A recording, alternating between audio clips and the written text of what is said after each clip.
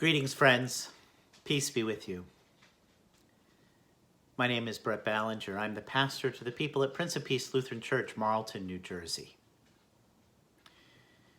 We've begun and are into our 7th week of our stay-at-home order from the governors here in New Jersey and Pennsylvania and surrounding states because of the COVID-19 pandemic. And I know some of you have been wondering how long, and we've seen all kinds of speculation on our news channels. How long will this be? What will be its length? And we just don't know. Especially now that we've seen a surge now in more cases down closer to us, especially in Camden County, in the city of Camden. The city of Philadelphia has yet to plateau. And so we're just not sure. It kind of reminds me of a time during war or famine when people experiencing those things had no idea how long it will be. And so they really just had to take it day by day, one moment at a time. You know, and I think as we're taking it day by day, a moment at a time, we can let the psalmist lament be our own, where the psalmist often says, "How long, O Lord? How long?" And we can offer that prayer for certain, for sure. I wanted to read you a quote from Martin Luther that he is recorded to have said during a time of plague. He said, "I shall ask God mercifully to protect us. Then I shall fumigate, help purify the air, administer medicine and take it. I shall avoid places and persons where my presence is not needed, in order not to become contaminated, and thus perchance inflict and pollute others, and so cause their death as a result of my negligence." That's it, my friends. That's the reason for the stay-at-home order, right? This is an act of loving our neighbor. This is our highest calling. This is how we show our love to God, by loving our neighbor. And so, friends, we must continue to stay at home and only venture out when it is absolutely necessary for food and reduce that as much as possible, right? For medical attention. Those are the primary reasons. Otherwise, it's really important that we avoid contact with others in person. How long will this be? I don't know. And I know some of us are getting a little edgy, right? I can tell you that there will be no in-person activities at Prince of Peace through the month of May, at least at this point. It is not safe to do so. It would not be an act of loving our neighbor. We will continue to support and care for each other through these electronic means and those ways. And so we will continue to love each other in that way. But I know some of us are starting to get a little edgy, a little sketchy, like what's going on here? How am I going to continue to stay at home? And so I wanted to, in my very first video during this time, I had offered the schedule. You know, our monastic brothers and sisters who have lived in places of isolation and seclusion for millennia have talked about the importance of a schedule. And so I thought I would share my schedule with you a little bit and that it might give you a little help. So if you don't have a schedule, try to create one, a pattern for your day. So our day begins here early in the morning with some time of prayer, and I use a particular set prayer for me as pastor, but I'll include a couple options down in the doobly-doo, the little information block down below, and maybe you can find some help with them. And then after the time of prayer, depending on just how early we got up, there'll be some time for writing.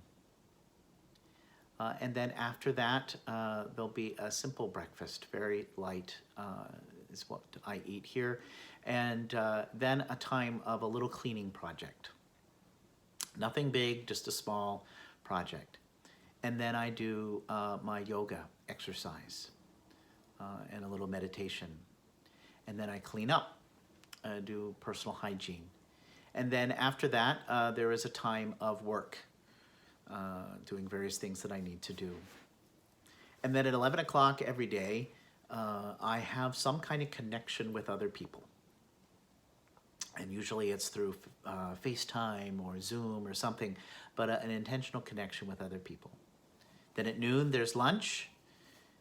And then after lunch, just kind of a little bit of a break, not for very long, and then getting back to some kind of work. Now, for those of you who are working from home, great. Those of you who are dealing with your children, you'll have whatever schedule works for you. Those of you who may be retired or out of work. So this is where you get a chance to create some kind of work, something that you can do that would be meaningful. So whether it's projects around your home or whether it's ways that you can think of, how can I support and love others? So can you create? Are you a crafter? Do you do crafts? Can you create crafts and send them to people? Can you write cards? Can you send notes? Do you want to connect with other people?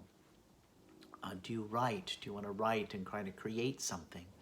So to do something with your mind that you're active and thinking and getting your mind deep into something.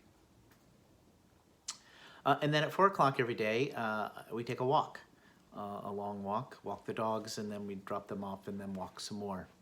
And then at 5, there is a time for preparation for dinner and dinner itself.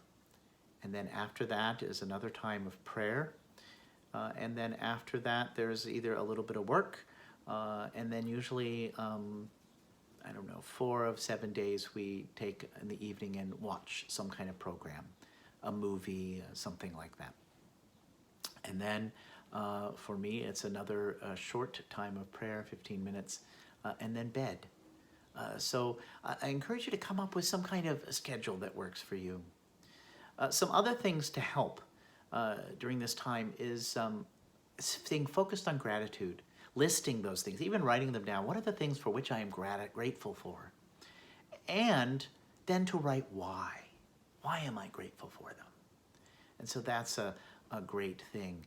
Another thing to do is we've been talking with people during the Lenten season about the domino prayer, one prayer after another, and it's basically holding people up.